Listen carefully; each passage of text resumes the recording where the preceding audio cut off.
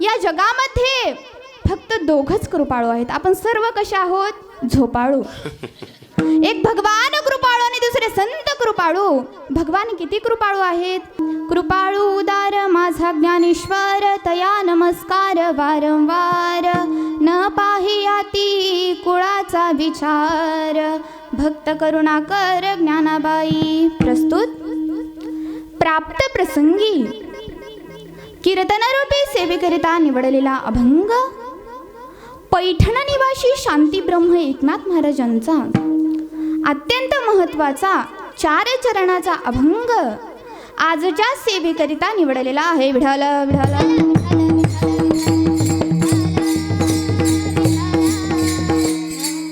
अभंग श्री संत नाथ महाराजांचा असून अभंगातील प्रतिपाद्य विषय असा आहे. नाथ महाराज या अभंगातून ज्ञानोबारायांचं वर्णन करतात. काय वर्णन करतात? तर नाथ महाराज म्हणतात, माझे ज्ञानोबाराय कसे आहेत? तर कृपाळू आहेत, उदार आहेत, म्हणून मी त्यांना नमस्कार करतो. आणखी ते कसे आहेत? तर कुठल्याही जातीचा कुळाचा विचार करत नाहीत, कारण ते भक्त करुणाकर आहेत. आपण कुठल्याही भावाने त्यांच्या चरणी शरण गेलो तरी ते आपल्याला जन्म मरणातीत करतात, कारण ते अनाथाची माय आहे. असं या अभंगाचा सरळ सरळ भावार्थ आहे. विठ्ठल विठ्ठल विठ्ठल विठ्ठल. हे चिंतनरूपी वाक्पुष्प भगवत चरणी समर्पित करण्याच्या निमित्ताने जो अभंग आज या ठिकाणी निवडलेला आहे तो एकनाथ महाराजांचा आहे. एकनाथ महाराज ज्ञानोबारायांचं वर्णन करतात. वर्णन करणारेही संत आणि ज्यांचं वर्णन केले तेही संत. वर्णन कोण करतं याला विशेष महत्त्व आहे. काही वेळेला प्रकार असा घडतो, वर्णन करणाराही कनिष्ठ असतो आणि वर्णविषय देखील कनिष्ठ असतो. कधी कधी दोघेही मध्यम असतात, तर कधी कधी दोघेही श्रेष्ठ स्वरूपाचे असतात. व्यवहारामध्ये सासूबाई जावयाचं वर्णन करते, हे कनिष्ठ स्वरूपाचं वर्णन आहे. वर्णन करणारी सासू आणि वर्णविषयी जावाई असतो. कधी कधी दोघेही मध्यम स्वरूपाच्या असतात. ती बहीण आपल्या भावाचं वर्णन करते. जुन्या काळातली गाणी असायची, त्या गाण्यामध्ये म्हटलं जायचं जुन्या काळातलं ते जातं. त्या जात्यावर ती भगिनी बसल्यानंतर ती भगिनी म्हणायची, वाटेच्या वाट सहरा काय पाहतोसी खेड्याला, सोन्याचं कुलूप माझ्या बंधूच्या वाड्याला. ती बहीण आपल्या भावाचं वर्णन करते, हे मध्यम स्वरूपाचं वर्णन आहे. किंवा पत्नी आपल्या पतिराजाचं वर्णन करते. एका सुभाषितकारांनी सुंदर वर्णन केलेलं आहे. 2 मैत्रिणी सणाच्या निमित्ताने माहेरी आल्या असताना एका ठिकाणी बसल्या आणि बसल्यानंतर तेवढ्यामध्ये एक पोस्टमॅन आला. पोस्टमॅनने एक पत्र दिलं. मैत्रीण विचारते, का गं, कोणाचं पत्र आहे? म्हणे त्यांचं आहे. त्यांचं म्हणजे मालकाचं? बघू काय लिहिलंय. त्यावेळेला मैत्रीण सांगते, अगं काय सांगावं, माझ्या पतिराजानं काय लिहिलंय ते स्वतःलाच वाचता येत नाही. स्वयमपि लिखितम परो न वाचयती, पहिली म्हणते आणि दुसरी काय म्हणते, स्वयमपि लिखितम स्वयं न वाचयती. चला, वेळ कमी असल्यामुळे अगदी अल्पशा शब्दात बोलणार आहोत. दोघेही मध्यम स्वरूपाचे असतात. काही वेळेला प्रकार असा घडतो की सज्जन हो, दोघेही श्रेष्ठ स्वरूपाचे असतात. आजच्या अभंगामध्ये वर्णन करणारे एकनाथ महाराजांनी ज्यांचं वर्णन केलंय ते ज्ञानोबाराय. ज्यांचा अभंग आहे त्या नाथ महाराजांचा अधिकार काय सांगू महाराज. त्यांचा अधिकार थोड्या वेगळ्या पद्धतीने सांगेन, नीट लक्षपूर्वक ऐका. एकनाथ महाराज शांत होते, एकनाथ महाराज श्रीमंत होते आणि एकनाथ महाराज संत होते, हा एकनाथ महाराजांचा अधिकार आहे. नाथ या शब्दाचा अर्थ मालक. नाथ म्हणजे स्वामी, की ज्या एकनाथ महाराजांच्या घरी भगवंताने 36 वर्ष कामे करावी, भगवान दत्तात्रयाने चोपदारकीचं काम ज्यांच्या घरी करावं, असे एकनाथ महाराज, हा एकनाथ महाराजांचा अधिकार आहे. आणि ज्ञानोबारायांचा अधिकार सांगतात, अंगी ऐसे बळ रेडा बोले, जयाची द्वारी सोन्याचा पिंपळ, अंगी ऐसे बळ रेडा बोले. एवढंच नव्हे तर रेडा बोलवण्याची ताकद, भिंत चालवण्याची शक्ती, स्त्रीचा पुरुष करण्याची शक्ती ज्यांच्यामध्ये आहे, असे ज्ञानोबाराय. आणि ज्ञानोबारायांच्या समकालीन असणारे सर्वच संत ज्ञानोबारायांचं वर्णन करतात. संत चोकोबरायापासून तर एकनाथ महाराजांपर्यंत सर्व संत. नामदेव महाराज तर म्हणतात, ज्ञानोबराय कसे आहेत तर योग्यांची माऊली आहेत. ज्ञानराज माझी योग्यांची माऊली, जेने निगमवल्ली प्रगट केली. नामदेव महाराज म्हणतात, ज्ञानोबराय कसे आहेत तर योग्यांची माऊली आहेत. एका ठिकाणी संत जनाबाई देखील माऊलीचं वर्णन करतात. जनाबाई काय म्हणतात, माझे ज्ञानोबराय कसे आहेत तर ज्ञानाचे सागर आहेत. ज्ञानाचा सागर सखा माझा ज्ञानेश्वर. प्रत्येक संत ज्ञानोबरायांचं वर्णन करतात. तसे एकनाथ महाराज देखील माऊलीचं वर्णन करतात. जे नाथ महाराज माऊलीचं वर्णन करतात ते नाथ महाराज कोणत्या संप्रदायाचे, आणि ज्या माऊलीचं वर्णन करतात ते माऊली कोणत्या संप्रदायाचे, तर दोघेही महात्मे भिन्न संप्रदायाचे आहेत. दोघाही महात्म्यामध्ये संप्रदाय भिन्नता आहे. एकनाथ महाराज ज्ञानोबरायांचं का वर्णन करतात तर एकनाथ महाराजांचे गुरु जनार्दन स्वामी महाराज, दत्तात्रेय परंपरा सहस्र अर्जुन यदु दुसरा, आणि त्याच परंपरेतले त्यांचं असं आहे. एकनाथ महाराजांचे गुरु जरी जनार्दन स्वामी महाराज असले तरी एकनाथ महाराज दत्त संप्रदायाचे आणि ज्ञानोबराय नाथ संप्रदायाचे. आदिनाथ गुरु सकळ सिद्धांचा मच्छिंद्र तयाचा मुख्य शिष्य. विढाल विढाल विढाल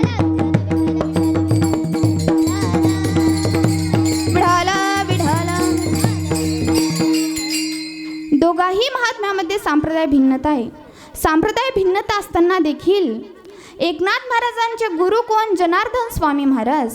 मला असं वाटतं सध्याच्या काळामध्ये दोन संप्रदायातील भिन्न माणसं जर एका बसस्टँडवर आली तरी पाहण्याचा दृष्टिकोन बदलतो. नवे नवे तर एकाच संप्रदायातील जरी असले तरी एकमेकाकडे मारक्या बैलासारखे पाहतात. हा तुमचा आमचा अनुभव आहे.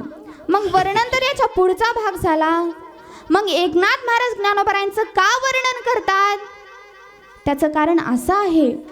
एकनाथ महाराजांचे गुरु जरी जनार्दन स्वामी महाराज असले तरी एकनाथ महाराज ज्ञानोबरायांना गुरु मानतात.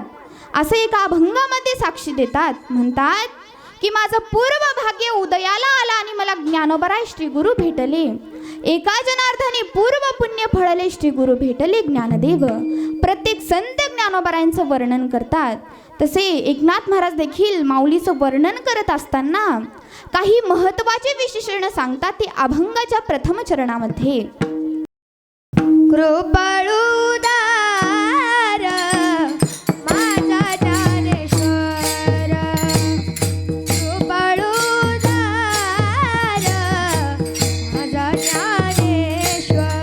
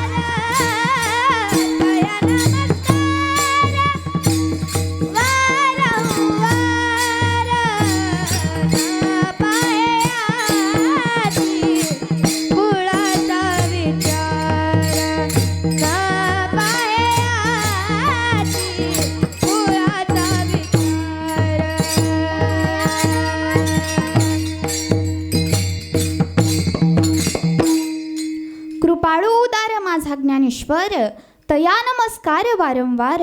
एकनाथ महाराज ज्ञानोबरायांना कृपाळू म्हणतात. ज्ञानोबरायांच्या ठिकाणी काय कृपाळूपण आहे. विढल विढल विढल.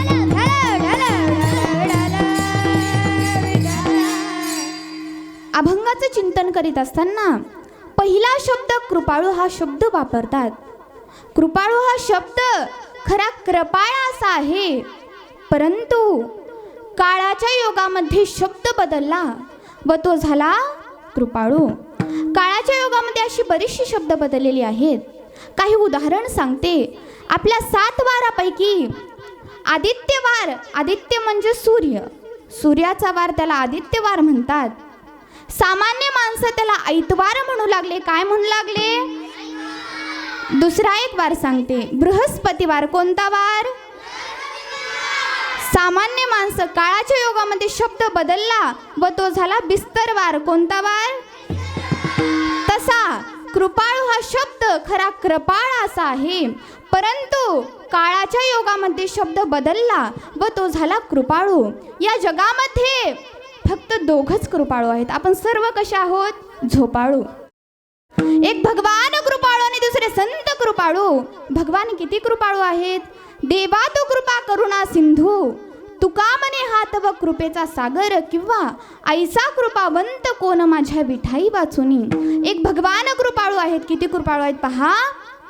जे रात्रंदिवस देवाचं भजन करतात त्यांचाही सांभाळ परमात्माच करतो, आणि जे जगामध्ये देवच नाही म्हणतात त्यांचाही सांभाळ परमात्माच करतो. कोण करतो? भगवान कृपाळू आहेत. किती कृपाळू आहेत? तो जगासी एकलाची सकळ जीवाचा करीतो सांभाळ. सध्याच्या काळामध्ये अति शिकलेली माणसं म्हणतात जगामध्ये देवच नाही. अतिविज्ञानी माणसं तर म्हणतात जगामध्ये देव नावाची कल्पनाच काढून टाका. काही तर माणसं म्हणतात जगच बदलले. आता तुम्हाला एक प्रश्न विचारते, जगामध्ये असा कोणता बदल झालाय?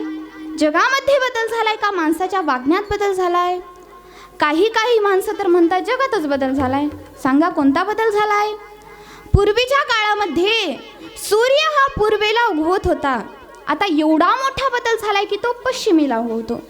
पूर्वीच्या काळामध्ये चंद्र हा पौर्णिमेला दिसत होता. आता एवढा मोठा बदल झालाय की तो अमावास्येला दिसतो. पूर्वीच्या काळामध्ये पाऊस हा वरून पडत होता. पुढचं तर तुमच्या लक्षात आलंच असेल. सांगा कशात बदल झालाय? म्हणून पूर्वीच्या काळातील एका हिंदी कवीनं सुंदर वर्णन केलेलं आहे. चांद ना बदला, सूरज ना बदला, ना बदला आसमान, कितना बदल गया इंसान. कसाही मनुष्य असला तरी त्यांचा सांभाळ भगवान परमात्माच करतो. पहा भगवान किती कृपाळू आहेत. स्तनामध्ये विष भरून मारण्याकरिता आलेली पुतना तिलाही मोक्ष, आणि सभेमध्ये शिव्या देणारा शिशुपाल त्यालाही मोक्ष. म्हणून भगवान कृपाळू आहेत. दुसरे संत कृपाळू आहेत. कृपाळू सज्जन तुम्ही संत जन, आता तुम्ही कृपावंत, तुम्ही संत माय बाप कृपावंत. विठ्ठल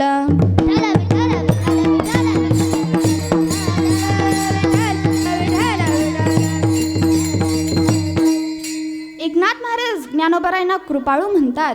ज्ञानोबारायांच्या ठिकाणी काय कृपाळूपण आहे? सांगते ऐका. ज्ञानाची परंपरा होती ती ज्ञानोबारायांच्या अगोदर संकोचित स्वरूपामध्ये होती. एकदा प्रसंग असा घडला, भगवान शंकर प्रसन्न होते. माता पार्वतीने प्रश्न केला की भगवान गुह्यातलं गुह्य ज्ञान मला सांगा. भगवान शंकर एकांत अशा प्रसंगामध्ये माता पार्वतींना ज्ञान सांगू लागले. माता पार्वती ज्ञान ऐकते, परंतु ज्ञान ऐकता माता पार्वतींना झोप लागली, आणि झोप लागल्यानंतर तेवढ्यामध्ये भगवान विष्णू येतात. भगवान विष्णूने विचार केला की भगवान शंकराने आजपर्यंत हे ज्ञान कोणालाही सांगितलेलं नाही, आणि आज हे ज्ञान सांगण्याकरिता प्रवृत्त झालेत. ज्यांना ज्ञान सांगतायत त्यांना तर झोप लागलेली आहे. मग भगवान विष्णूने तेच ज्ञान मत्स्याच्या पोटी ऐकलं. तेच मच्छिंद्रनाथ भगवान शंकराने डोळे उघडून पाहिलं. ज्यांना आपण ज्ञान सांगत आहोत ती श्रुती तर झोपी गेलेली आहेत, परंतु कोणीतरी चोरून ज्ञान ऐकत असावं. पाहिला आणि त्रिशूळ मारला. तो त्रिशूळ कानाचा छेद करून गेला.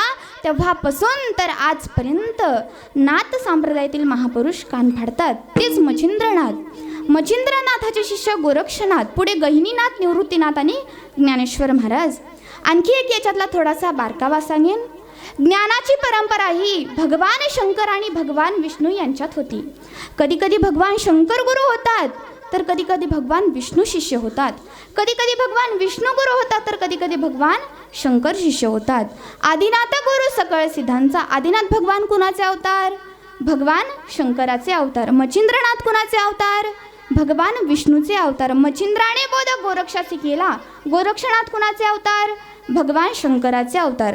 गोरक्ष ओळला गहिनी प्रती. गहिनीनाथ कुणाचे अवतार? महाविष्णूचे अवतार. गहिनी प्रसादे निवृत्ती दातार. निवृत्तीनाथ महाराज भगवान शंकराचे अवतार. आणि निवृत्तीनाथ महाराजांचे शिष्य ज्ञानेश्वर महाराज कुणाचे अवतार? महाविष्णूचा अवतार. सखा माझा ज्ञानेश्वर. ज्ञानाची परंपरा ही एक शिष्य आणि एक गुरु अशी असलेली परंपरा. ज्ञानोबारायांनी ती परंपरा बाजूला ठेवली आणि ही ज्ञान बहुजन समाजापर्यंत पोहोचवलं. हीच ज्ञानोबारायांच्या जीवनातली कृपाळुता आहे. विठ्ठल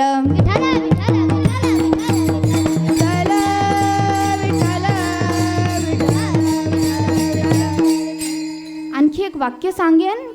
इतर संप्रदायामध्ये शिष्य हा मरेपर्यंत शिष्य असतो, परंतु आपल्या वारकरी संप्रदायाचं सौंदर्य सांगू, शिष्य हा गुरु असतानाच गुरु होतो. एवढं मोठं सौभाग्य जर कोणी दिलं असेल तर ते माझ्या ज्ञानोबारायांनी दिलंय. ज्ञानोबारायांनी समाजाला शिष्य केलं नाही, तर ज्ञानोबारायांनी समाजाला संत बनवलं. काय बनवलं?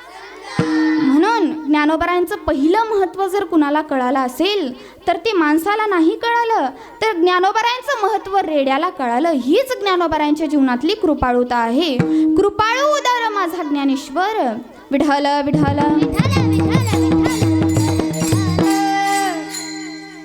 एकनाथ महाराज ज्ञानोबारायांना उदार म्हणतात. उदाराच्या बाबतीत सुद्धा यादी प्रसिद्ध आहे.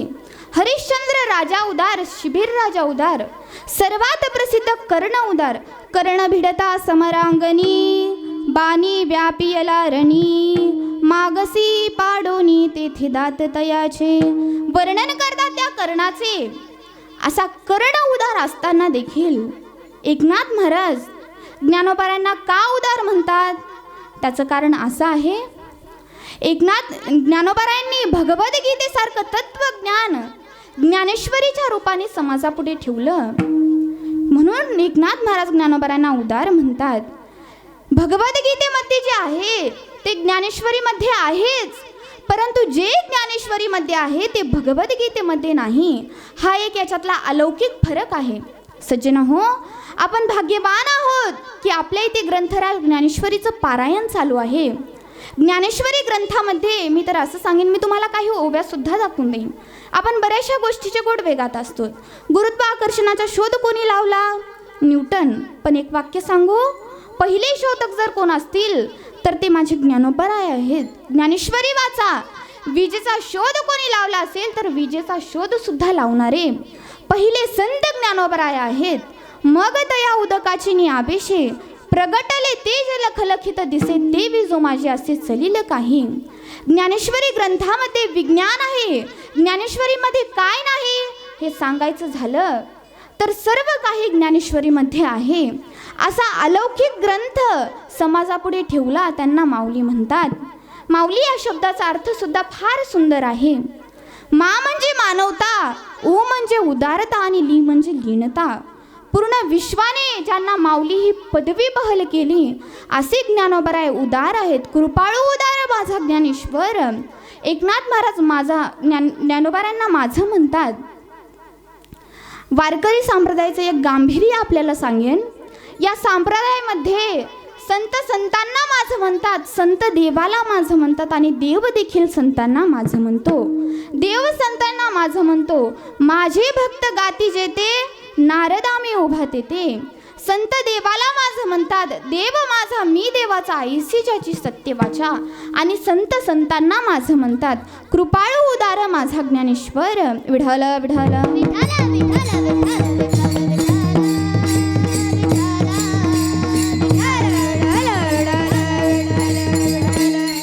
तर माझा हा शब्द व्याकरण दृष्टिकोनातून आत्मीयता आहे. तुम्हाला एक प्रश्न विचारते, मनुष्य हा मुलगा मेल्यानंतर रडतो का माझा मेल्यानंतर रडतो? तर माझा मेल्यानंतर रडतो. का? तर आत्मीयता आहे म्हणून. एक दृष्टांत सांगेन. एका माणसाचा मुलगा मेला, मग तो शोकमग्न होऊन रडू लागला. त्याला रडताना पाहून एक साधू महाराज त्यांच्याकडे येतात आणि म्हणतात, आत्मा तर अमर आहे, मरण तर शरीराचं होत असतं, मग तुम्ही का रडता? तुम्ही शोक करू नका, रडू नका. मग काही दिवसांनी त्या साधूची बकरी मेली. साधूची बकरी मेल्यानंतर तो माणूस तो माणूस साधू महाराजांकडे येतो आणि म्हणतो, महाराज आपणच तर मला उपदेश करत होता, आत्मा तर अमर आहे, मरण तर शरीराचं होत असतं, मग आपणच का रडता? तेव्हा महाराज उत्तर देतात, मुलगा तुमचा होता व बकरी माझी आहे म्हणून रडत आहे.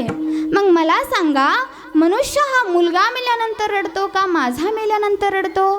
तर माझा मेल्यानंतर रडतो, का तर आत्मीयता आहे म्हणून. आणखी एक दृष्टांत सांगेन. लोकमान्य टिळक ज्या वेळेला शाळेमध्ये शिकत असताना गुरुजीने एक प्रश्न विचारला. अनेक विद्यार्थी होते त्या ठिकाणी. गुरुजीने प्रश्न केला की बाळा, हा जो समोरचा नकाशा आहे तो नकाशा कशाचा आहे? एक विद्यार्थी उठला व म्हटला, गुरुजी समोरचा जो नकाशा आहे ना तो भारत देशाचा आहे, दुसरा म्हटला हिंदुस्थानचा आहे आणि तिसरा म्हटला इंडियाचा आहे. ज्या वेळेला लोकमान्य टिळकांना विचारलं गेलं त्यावेळेला त्यांनी उत्तर दिलं की गुरुजी समोरचा जो नकाशा आहे ना तो माझ्या भारत देशाचा आहे, माझा. स्वामी विवेकानंद ज्या वेळेला शिकागोला गेले आणि त्या ठिकाणी स्वामींना अल्पसा वेळ देण्यात आला, स्वामींनी पहिल्या शब्दामध्ये सभा जिंकली. कोणता शब्द? माझे बंधू आणि भगिनींनो हा शब्द. विठ्ठल विठ्ठल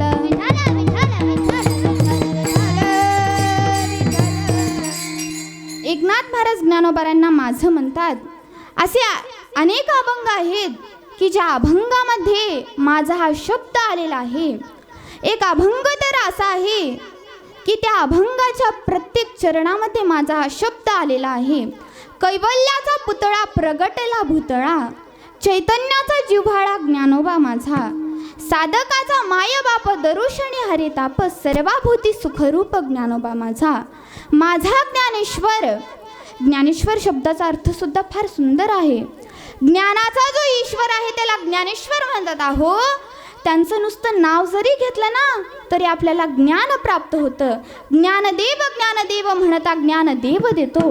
एवढंच नव्हे तर पूजनीय मामासाहेब दांडेकर म्हणायचे, ज्ञानालाच फुटलेले हातपाय म्हणजे ज्ञानेश्वर. कृपाळू उदार माझा ज्ञानेश्वर. विठ्ठल विठ्ठल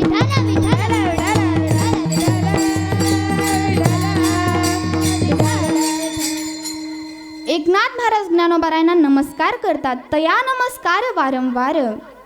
एकनाथ महाराज ज्ञानोबांना नमस्कार करतात. नमस्काराच्या बाबतीत सुद्धा सुंदर शास्त्र आहे. कोणी कुणाला नमस्कार करावा? व्यावहारिक दृष्टिकोनातून मोठ्या माणसाने लहानाचं दर्शन घेऊ नये.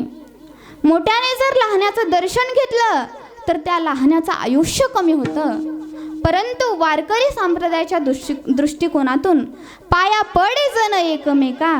एकनाथ महाराज ज्ञानोबांना नमस्कार करतात. तया नमस्कार वारंवार. नमस्कार कोणी कुणाला करावा? बाईने मालकाला नमस्कार करावा, शिष्याने गुरुला नमस्कार करावा, भक्ताने देवाला नमस्कार करावा. नमस्काराने 4 गोष्टी आपल्याला प्राप्त होत असतात.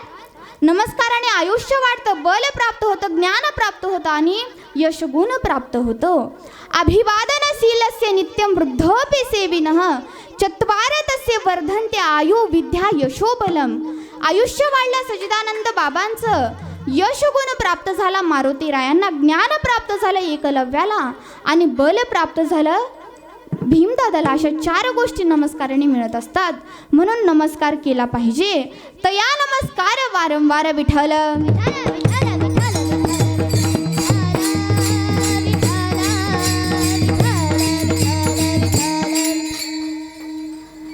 एकनाथ महाराज ज्ञानोबांचं वर्णन करत असताना आणखी एक महत्त्वाचा गुण सांगतात. तो अभंगाच्या 2ऱ्या चरणामध्ये. न पाह्याती कुळाचा विचार,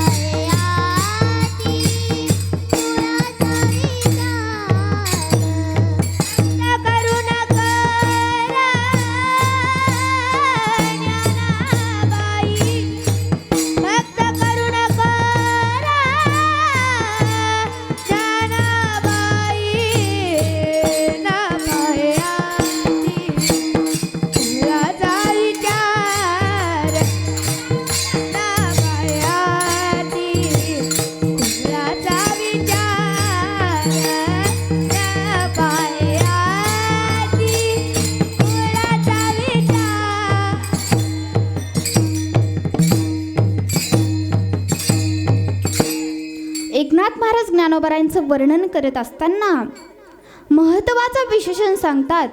न पाहे याती कुळाचा विचार भक्त करुणा कर ज्ञानाबाई. सध्याच्या काळामध्ये या विचाराची खूप गरज आहे. ज्ञानोबराय जातीयतीचा विचार करत नाहीत. एक वाक्य सांगू, जिथे जातीयतीचा विचार केला जातो त्याला संसार म्हणतात, आणि जिथे जातीयतीचा विचार केला जात नाही त्याला परमार्थ म्हणतात.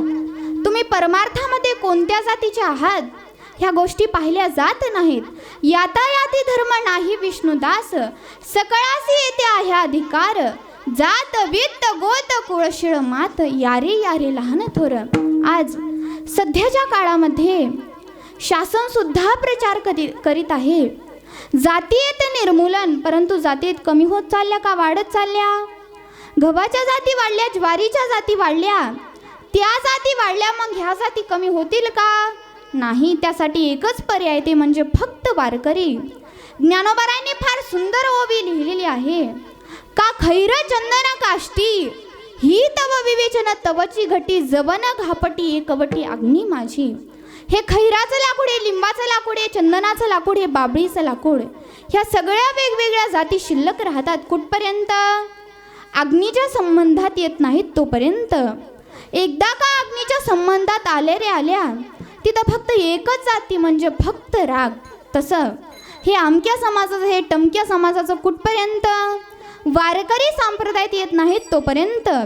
एकदा का वारकरी संप्रदायात आला रे आल्या, तिथे फक्त एकच जाती म्हणजे फक्त वारकरी. विठ्ठल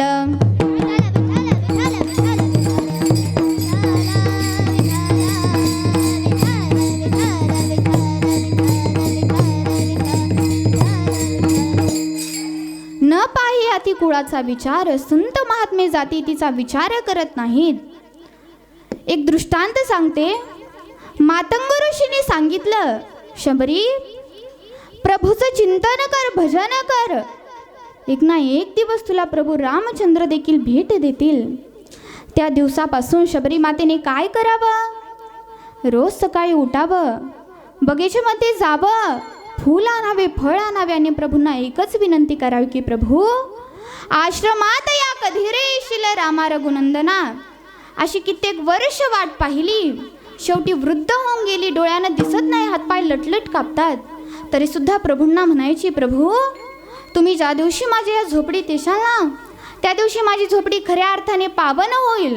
जब मेरे रामजी का आवन होगा, जब मेरे राम जी का आवन होगा, शबरी की कुटियों का पावन होगा. जब मेरे राम जी का आवन होगा, शबरी की कुटियों का पावन होगा. आएंगे जब रघुराएंगे आसन पर बिठाऊंगी, मीठे मीठे बेर अपने हाथों से खिलाऊंगी. आएंगे जब रघुराएंगे आसन पर बिठाऊंगी, मीठे मीठे बेर अपने हाथों से खिलाऊंगी. साथ साथ लक्ष्मण जी का दर्शन होगा, शबरी की कुटियों का पावन होगा. जब मेरे राम जी आवन होगा, शबरी की कुटियों का पावन होगा. शबरी मातेने म्हणावं, जब मेरे रामजी का आवन होगा, शबरी की कुटिया का पावन होगा. आणि एक दिवस असा उजळला की प्रभू स्वतः शबरी मातेच्या आश्रमात आले. शबरी मातेने प्रभूला पाहिलं, चरणावरती लोकटांगण घातलं. प्रभूंनी शबरीला आपल्या 2 हातांनी उठवलं आणि नवविधा भक्ती सांगितली. मला याच्यातून एवढंच सांगायचं आहे, प्रभूंनी शबरीला आशीर्वाद दिला, नवविधा भक्ती सांगितली. प्रभूंनी विचार केला का शबरी भिल्ली नाही म्हणून? मातंग ऋषीने सांगितलं, शबरी प्रभूचं चिंतन कर, भजन कर. मग मातंग ऋषीने विचार केला का शबरी भिल्ली नाही म्हणून? न पाहे याती कुळाचा विचार, संत महात्मे जातीयतीचा विचार करत नाहीत. जातही महत्त्वाची नाही आणि कुळही महत्त्वाचं नाही. खऱ्या अर्थाने परमार्थिक अंतकरण महत्त्वाचं आहे. म्हणून तर एकनाथ महाराज ज्ञानोबारायांना म्हणतात, न पाही आधी कुळाचा विचार, भक्त करुणा कर ज्ञानोबारे विठ्ठल विठ्ठल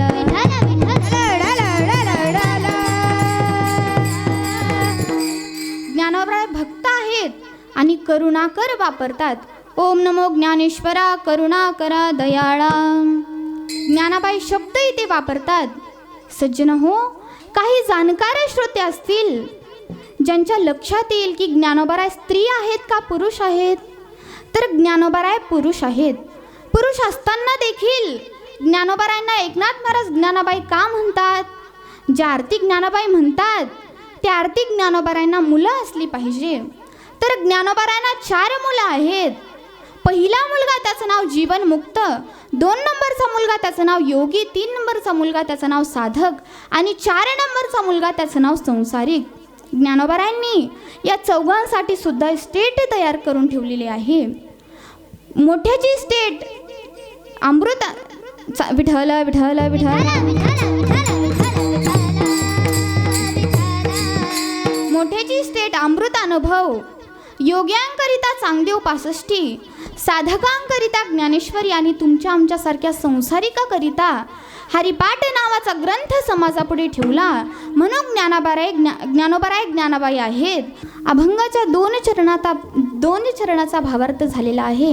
3ऱ्या चरणामध्ये प्रवेश करण्याच्या अगोदर संतांच्या पद्धतीने सर्वांनी एकदा भजन करा.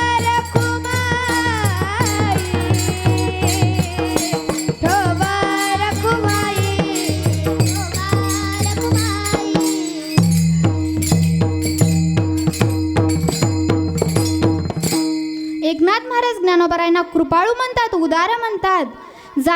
ज्ञानोबाराय जातीयतीचा विचार करत नाहीत. याच्याही पुढे कोणत्याही भावनेने गेलात तरी आपल्या जीवनाचा उद्धार करतात. तेच महाराज अभंगाच्या 3ऱ्या चरणामध्ये सांगतात. भलती